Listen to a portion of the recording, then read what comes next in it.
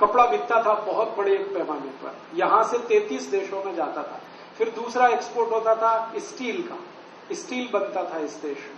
फिर तीसरा एक्सपोर्ट होता था ईंट ब्रिक्स का, ये घर बनाने के जो काम आते।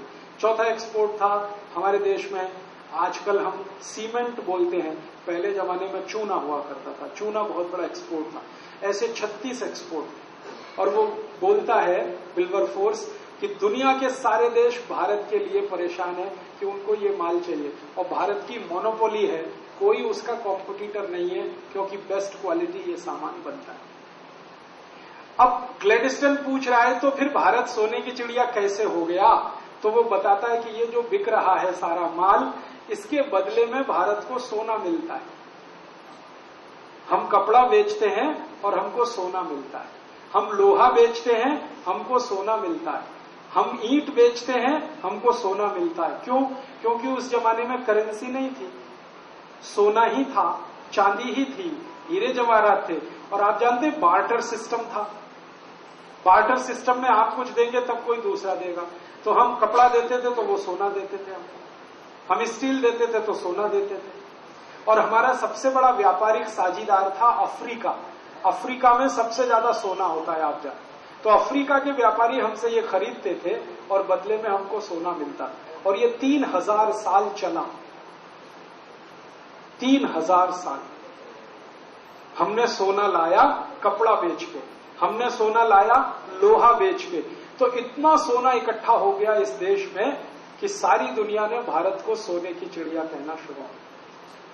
और सोना इतना हो गया हमारे पास कि हमने गहने और जेवरात तो सोने के बनाए ही, फिर जरूरत पड़ने पर मंदिर भी सोने के बना डाले।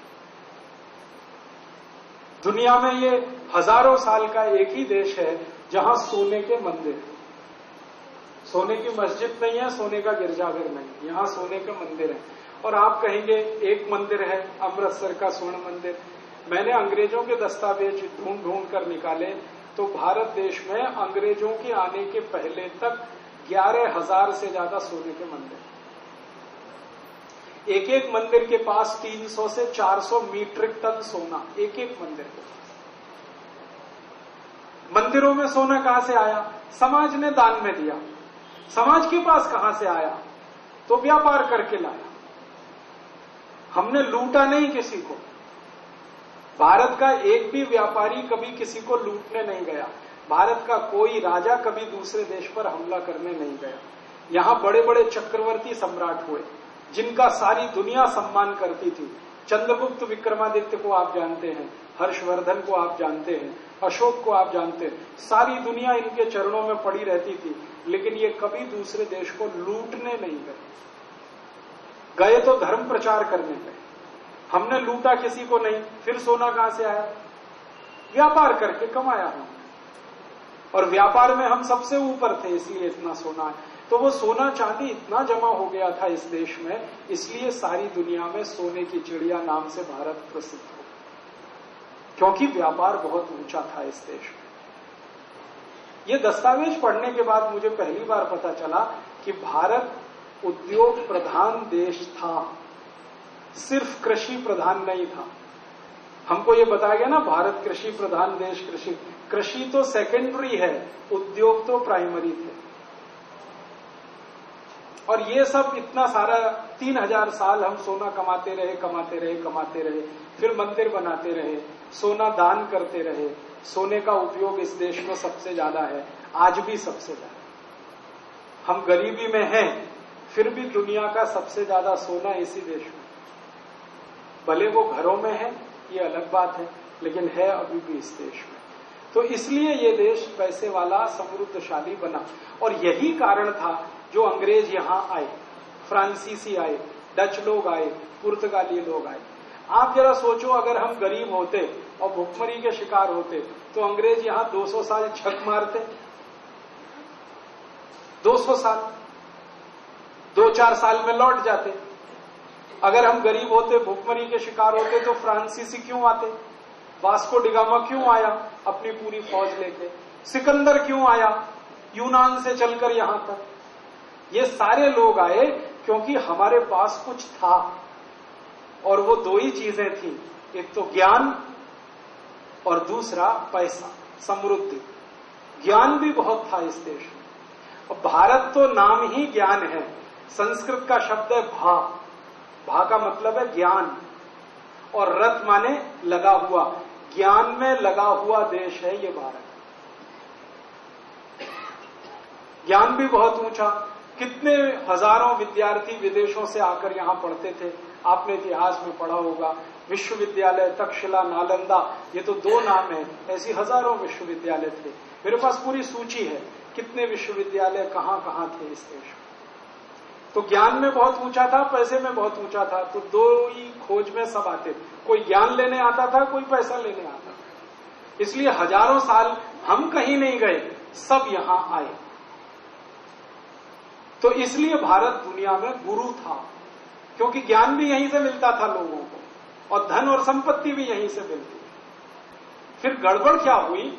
गड़बड़ ये हुई कि जब बहुत ज्यादा संपत्ति आ गई हमारे पास, तो हमने संपत्ति की कदर करना बंद कर दी। जरूरत से ज्यादा कोई चीज हो जाए ना तो कदर नहीं होती उसकी। कदर कैसे बंद हुई? हमने एक फिलॉसफी बनाई इस देश में, ब्रह्म सत्यम जगत मिथ्या। आर्य समाजी कहेंगे ये पौराणिकों की बनाई हुई है। सच में हम लोगों ने यही गड़बड़ कर दी इस देश में। ब्रह्म सत्यम जगत मिथ्या, क्या उल्टी बात कर रहे हैं। अगर जगत मिथ्या है तो सब मिथ्या है। फिर तो जगत मिथ्या नहीं होता, ब्रह्म भी सत्य है, जगत भी सत्य है। लेकिन कुछ हजार साल हमारा दिमाग ऐसा घूम गया, और ये दिमाग पता है किसने घुमाया? बौद्ध धर्म के लोगों ने हमारा दिमाग घुमाया। आप जानते हैं बौद्ध धर्म इसी देश में आया।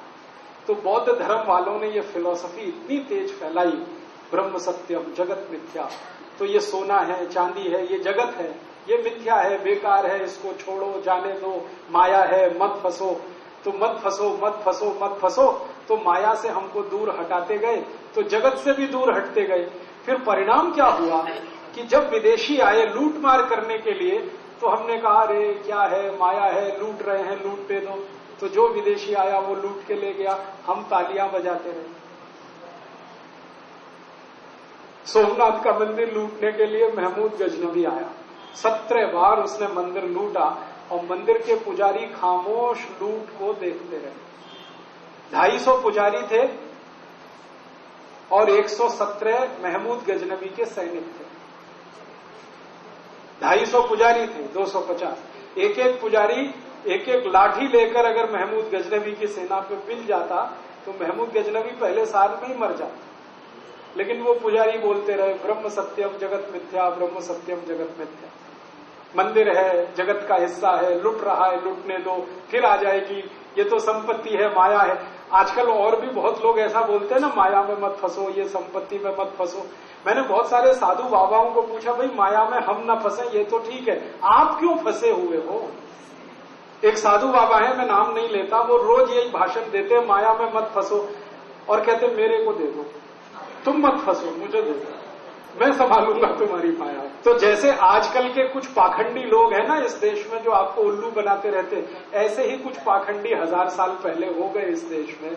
उन्होंने खूब उल्लू बनाया लोगों को, माया में नहीं फंसो।